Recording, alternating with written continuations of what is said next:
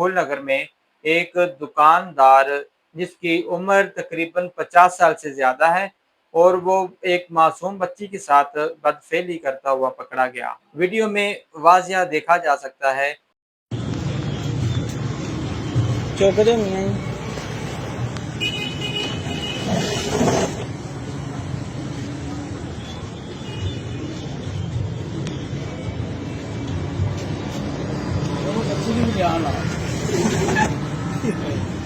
बच्ची नूं कड्डो बाहर।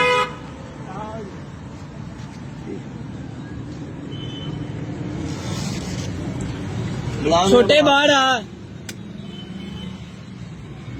माफी नहीं, इस चीज की माफी नहीं। बच्ची बाहर कड्डो। शर्म नहीं आती, शर्म नहीं आती। मैं कुछ नहीं, कसम खुदा की। बस उधर बाहर आ बेटा, बाहर आ, कपड़े पहन, बाहर आ। मैं कुछ नहीं किया, कसम बाहर बाहर आओ मियां। बेटा कपड़े पहन के बाहर आ जल्दी। कपड़े लगाए बाहर अब कुछ भी नहीं लगाया। चल चल चल, कोई नहीं, काटना तेन।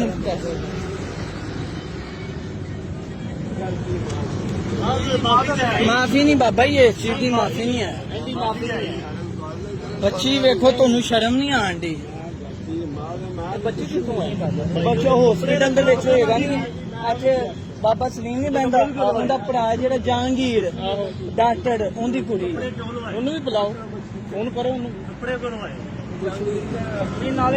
डॉक्टर जहांगीर नहीं, जहांदेव के बच्ची नूं अंदर लेके गए, कपड़े लाए, तुसी कुछ नहीं कीता। क्यों लेके गए अंदर? ये गलती नहीं माजरत।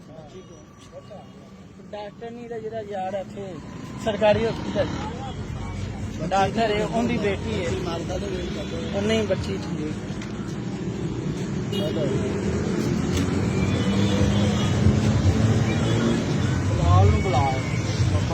नहीं बाबा जी, जान दो नहीं।